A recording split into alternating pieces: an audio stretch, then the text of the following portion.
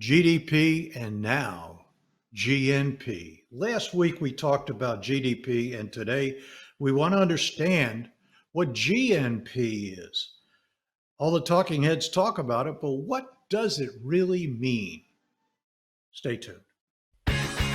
From Philadelphia, the home of the Liberty Bell, Financial Freedom Radio starts now. Here's your host, Raymond Jewell. Welcome, everybody, to financialfreedomradio.com. We're glad you're here and downloading. We love to get referrals from you. So if you have friends, please tell them to go to financialfreedomradio.com or youtube.com/financialfreedomradio and download it. All we ask is that you give us 90 days. If you don't like what you hear in 90 days, just don't watch it again. That's all we can ask. So, and I almost forgot, like, share, and ring the bell. When you ring that bell, you get notified when we put a new show up, and you get on the preferred list. Isn't that right, Steve? That's right, Ray. I'm going to go in the top corner this time. Yes, that you want to be on our nice list, not on our naughty list. Yeah, be on the good list. That's right.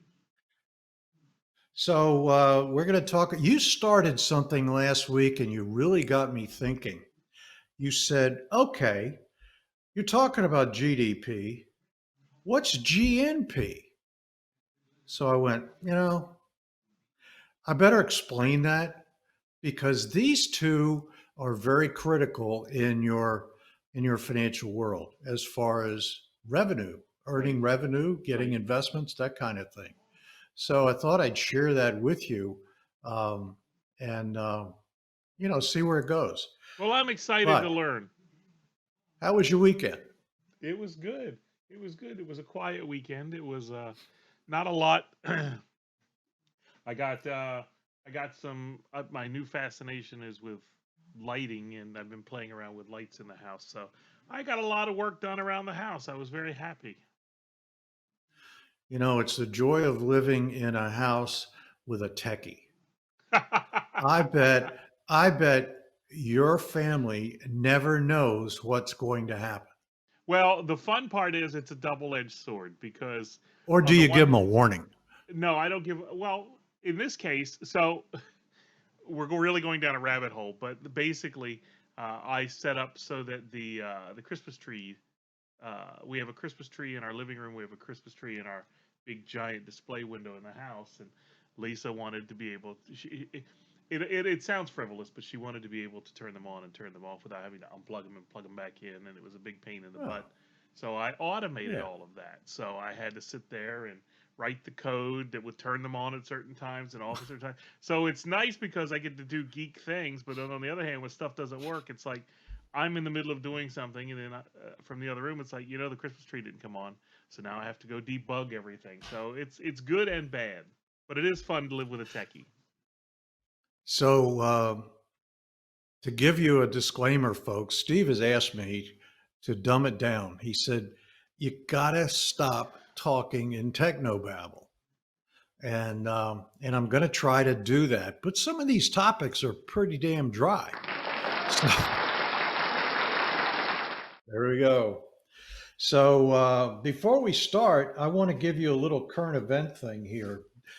Did you guys know that I found this on the internet, that if you got a 401k or an IRA due to COVID, that the 10% penalty is being waived, which normally applies to withdrawals. Do you know that, Steve? I did not. So you're saying I can go withdraw from my 401k and not pay the penalty? Well, let's read it to be accurate here. I don't want everybody. Careful. Congress made retirement funds more accessible by waiving the 10% penalty and not by requiring tax withholding, which normally applies, on up to $100,000 of withdrawals made in 2020. These rules apply to people meeting any several coronavirus medical or economic hardships, including diagnosis of the disease, a layoff, a reduction in work hours, a business closure, or inability to work because of difficulty in finding childcare. Did that explain it? So it sounds to me like they basically said you could take the money out of your 401k without paying the penalty, up to $100,000. That's what it just said. Haven't you ever heard someone say, "What I heard you say is this," and then the correct answer is yes, that's what I said. Yeah, okay. You're right. I'm going away now. You are right, genius. And move that mic closer to your mouth. Why? Why? Because it's hard to hear you. You know why. Oh, okay. Now, before we get into our other topic, our lecture for the day. Taxing workers for staying home, a policy rooted in envy. They're thinking about taxing people that work from home. In 2018, just 5.4% of the U.S. working population worked remotely. By 2020, it had turned into a reality for 56% of the workforce. That's crazy. 56% of the people are working at home. That's crazy. So what do these geniuses do? Find a way to get more of your money. Yeah. Adding that the taxes could be used to help people who were struggling. The U.S. could raise an average $48 billion a year by taxing remote workers. Now, remote workers are hanging on by a thread anyway, and they want to tax them. This is our new economy.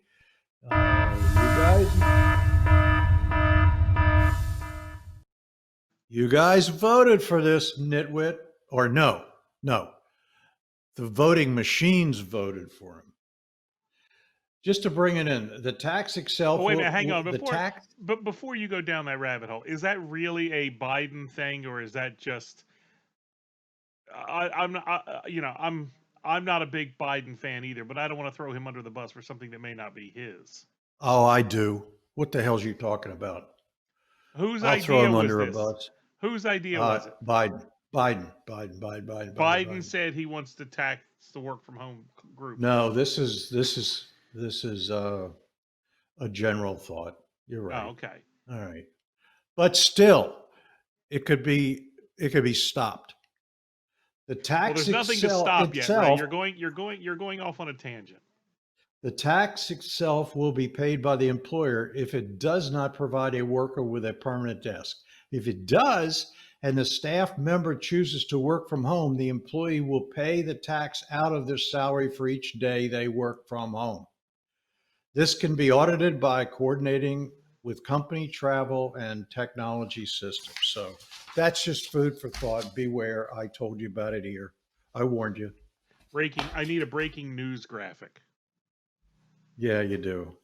Well, let's talk about GDP and GNP. 10 minutes into the show, we're going to start talking about it. Last week, we talked about GDP, gross domestic product. We're going to put them together here. What's the difference between GDP and GNP? GDP measures the value of goods and services produced within a country's borders by citizens and non-citizens alike. GNP measures the value of goods and services produced by only a country's citizens, both domestically and abroad. GDP is the most commonly used by global economies. So, what is the gross national product? It's an estimate of total value of all the final products and services turned out in a given period by the means of production owned by a country's residents. GNP is commonly calculated by taking the sum of personal consumption, expenditures, private domestic investment, government expenditure, net exports, and any income earned by residents from overseas, investments minus income earned within the domestic economy by foreign residents. So they're segregating it. So the GNP is related to another uh, of the important stats, the GDP, which takes into account all output produced within a country's borders, regardless of who owns the means of production. So it can be foreign and domestic manufacturers. GNP starts with GDP and then adds residence investment income from overseas investments and subtracts foreign residents. So GDP and GNP is the value of a nation's finished domestic goods and services during a specific time period. A related but different metric, the GNP, is the value of all finished goods and services owned by a country's residents over a period of time, either foreign or domestic. So if you've got Apple manufacturing stuff in China and they're a US resident, then that gets measured as GNP, but they don't use it anymore. These geniuses in 1991 stopped using GNP and started using GDP. You want to know why they did that, Steve? I do want to know why, Ray. Because products were being manufactured outside of this country by foreign residents, and they didn't care to measure domestic residents. They cared about what the value was with everybody manufacturing it for the US, whether they're foreign or domestic residents, didn't matter. So it's important to understand that GNP, although they abandoned it, they used it. That was a measure that the foreign or that the residents of this country manufactured either here or abroad. It had to be manufactured by a resident. Why is that important? Because it shows that residents are in the manufacturing business. But they don't want to do that because they're tricking the numbers in putting forth a number that is manufactured by citizens and non-citizens, domestic or abroad. So we don't know whether the products are being manufactured by just citizens. A GNP value would be to let you know how productive the actual US citizens are in manufacturing and selling goods and services. Does that make sense, Steve? Steve? Yes, I'm sorry. Yeah, it still seems like it's a little bit of wordsmithing. Did I wake you up? I told you don't bring attention to my technical mistakes. I can edit them out later. Yes, it seems like it's wordsmithing, though. No, it's not. It's measuring actual numbers. So if I don't measure what the citizens manufacture and I just measure what everybody manufactures, whether they're a citizen or not, then I'm giving you a number that's extracted from other countries. It's done for the US. I'm not letting you know what we're doing. We aren't measuring our productivity here.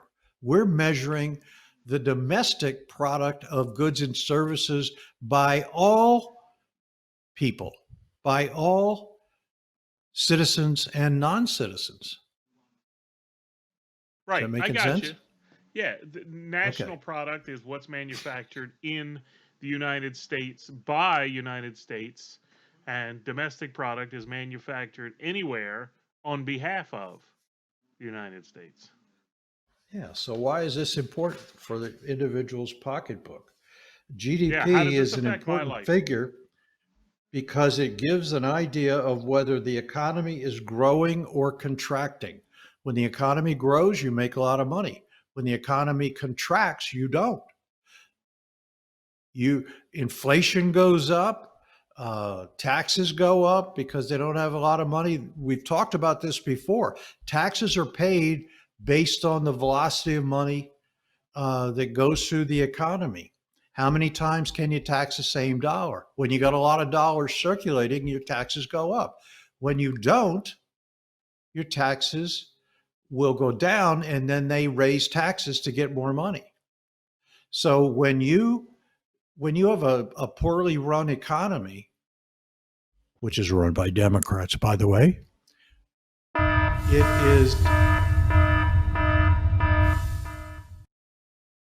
it is causes a lot of problems in people's pocketbooks, and they don't spend.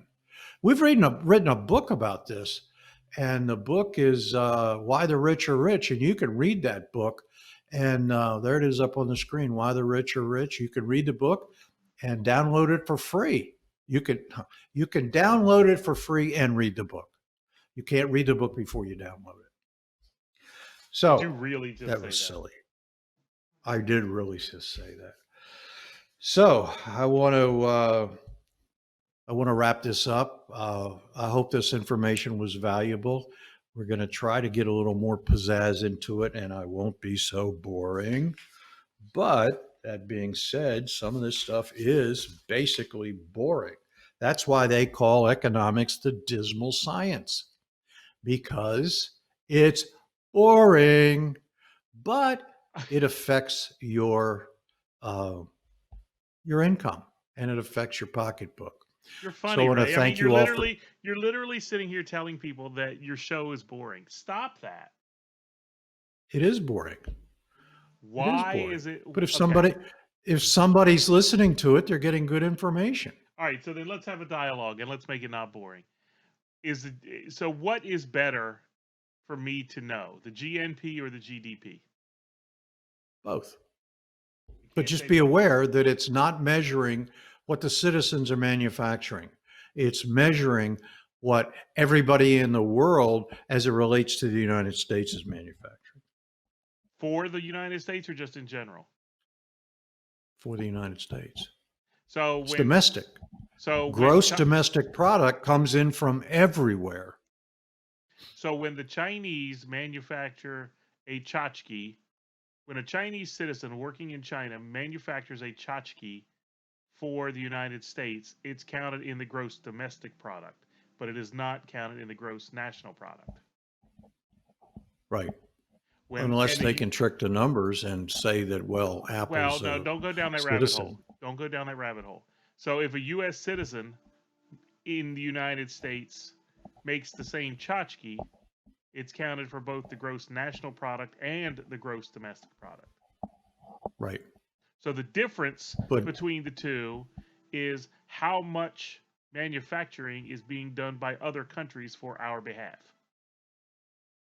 Yes. And how much manufacturing is done by citizens of the United States. Well, no, I said the difference between the two. Oh, right. You're right. So we want that difference. If that difference is low, then that means most of the manufacturing is being done in the United States. Right? Well, no. If the means we're not between buying enough stuff. Okay, you're right. So I guess what I'm trying to say is, how is this going to help my financial world? What numbers? So if you start to see those numbers come down, and the gross domestic product come down, you're going to be in for a rocky road in the economy if it stays down. We saw it come down. We saw it come down 30-some%, but then the next quarter it went back up. Remember, we talked last week about having all the infrastructure in place so that if you stopped it abruptly and then you started again, it's going to go back to its equilibrium. Right. Yes, I remember that. Okay. So, by Jove, we've got it. It makes more sense now. Good. Thanks for clarifying that. You want to plug the book again, or do you want to wait till the outro? I'll wait till I'm. Thank you all for coming and watching financialfreedomradio.com. Please like, share, tell your friends, and ring the bell and get on the list. That list is Envy Among Men and Women. That is a super duper list with everybody on it. That's right. That's the cool kids. That's the cool kids. All right, folks, have a great week, whatever you have, and we'll see you back here next week, financialfreedomradio.com. Take care. God bless. Thanks for listening. Please remember to subscribe to the podcast. If you want to learn how to create real sustainable wealth like the extremely rich people do, or maybe you just want to sustain the wealth you already have, you need to check out Dr. Ray's new book, Why the Rich Are Rich. Ray's been coaching clients for 35 years and has completely unlocked the secret strategies that rich people use day in and day out to grow and sustain their wealth, regardless of what's going on in the economy. His book is completely free, and you can get it by going to whythericharerich.com and entering your email address. Again, that's whythericharerich.com. Head over there now.